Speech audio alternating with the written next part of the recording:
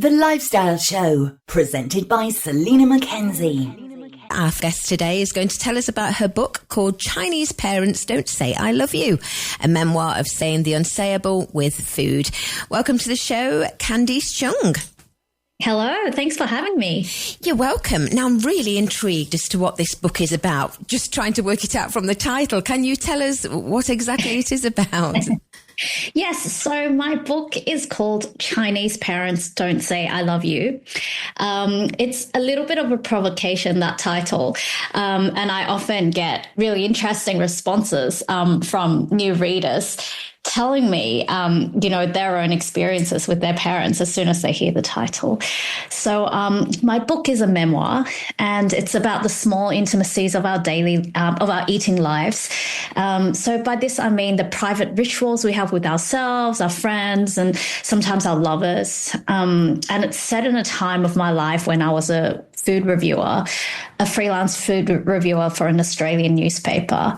And at that time, I had just broken up with a partner of 13 years, and that's the person I used to eat with a lot. So I found myself in a position where I had no one to go to reviews with on a regular basis.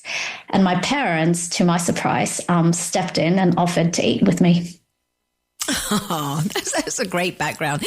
So culturally, would Cantonese parents not be quite demonstrative, or is it just that with you and your parents, they didn't say I love you? That's a wonderful question. So my book, I had approached this topic actually over 10 years ago when I was working in the newsroom as a journalist. And at that time, my editor and I had come across this viral video. It was the early days of viral videos. And what happened was a group of university students in Beijing were asked to say I love you to their parents for the first time. And their job was to tape what happened afterwards, their responses afterwards. And you might think, oh, okay, well, maybe the parents were awkward about it, or they gave their shoulders a polite little shake. But what happened was those kids, they got yelled at. Some of the responses were, are you pregnant? Or are you drunk? Or there's one that really stuck out to me, which was, I have a meeting, so cut the crap. So really, it was something that, has been on my mind since writing about that viral video. And of course, you can make this conclusion that, okay, Chinese parents, not just Cantonese parents, words aren't that popular with them when it comes to expressing affection. But in terms of demonstrating affection, they actually have a very direct and straightforward way of doing it. And it sort of coaxed me into thinking about how my parents, show their affection. And it's really through the way that we eat. Ah, I see where the book's going. I have to say, the actual words, I think the words I love you are thrown about a little too much now. I mean, it's a generational thing. Even when I was growing up, I don't remember me saying to my parents, I love you, and them saying to me, I love you. I knew they did. But now it's like everyone tells everyone, love you, love you, love you. And it's a bit like it doesn't mean the same, I don't think now. That's so funny. I think, to us, like in this day and age, perhaps it's a little bit of a call and response thing, right? It's like we're out in the wilderness doing this like echo thing, like this cooey kind of, See if there's anyone out there who's feeling the same as we do. And it may be within your own family, it may be within your relationship, but it's a way to kind of, feel that our feelings are reflected back at us. Whereas maybe in a previous generation or a slightly, in a culture where a lot of feelings are implicit or a lot of ways of being are implicit, then words kind of become secondary when it comes to showing care. So growing up, did you grow up in China? No, so I was born in Hong Kong, and at the time it was still so it was British ruled Hong Kong, and I was in Hong Kong until I was 12, and then my family moved to Sydney, Australia. Oh, wow. Okay, yes, I can just get a little bit of the accent now. Now you said the word Australia. But growing up with your parents, is that, whilst growing up when you were a child, is that how they expressed love? They'd feed you, and that'd be their way of showing you love? They feed me. They feed, my sister and I in a pretty intense way. But it is. I would say it's also in the way that we pay attention to each other around the dinner table. When I say we, that's kind of loosely. It's more like our parents paying attention to us. So after a hard day at school, for instance, and I'm casting my mind back to the early days of moving to Australia, where it's quite hard. Like I was on the brink of becoming a teenager, and I could hardly speak the language, and you're awkward as you are at that age, and so coming home, I'm often quite grumpy, often being quite glum, and one thing that my mum doesn't really say, nobody at home really asks, "How are you?" It seems like it's a very common question, but then in Cantonese households, it's not really asked.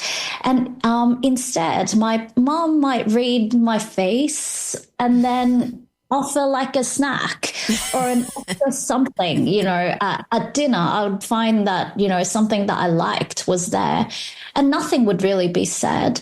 But then I get this like direct consolation from something that I love eating. So it's a very direct act of care. How interesting.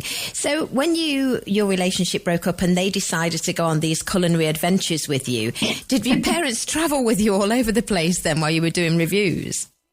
Did. It was really fun and really lovely, actually, because when left on their own devices, my parents, if they were to go out, they would mostly go and eat Cantonese food.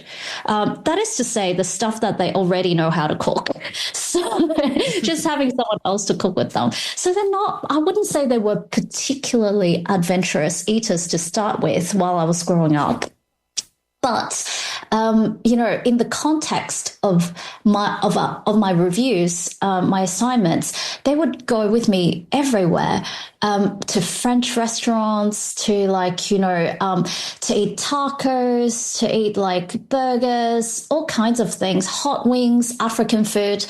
And then looking back, I was like, oh, I think it's because they love the idea of work. And they understand eating something that's slightly different, or eating in a way that's slightly uncomfortable to them, because they understand work to be a little bit strange and a little bit uncomfortable, and they're familiar with that. So then the three of us just went all over Sydney. It's usually near the city centre, but also Greater Sydney. And in that way, we sort of did this unusual thing of, making a new map of where we would go wander together, as if we were flaneurs together in the city that I grew up in. And did you find that you developed a new relationship with them through this food and these food reviews? It's funny. I think at the time, I didn't reflect on it as much during the eating, right? But I did notice that, in the kinds of conversations that we had, somehow we became kind of looser in the way that we spoke. And so specifically, for instance, I was very single in those few years that I reviewed with my parents. And I would never really dream of in the past talking about my dating life at all. But because they were there and I saw them so regularly, that became part of my conversation with them. And so there was this incidental intimacy.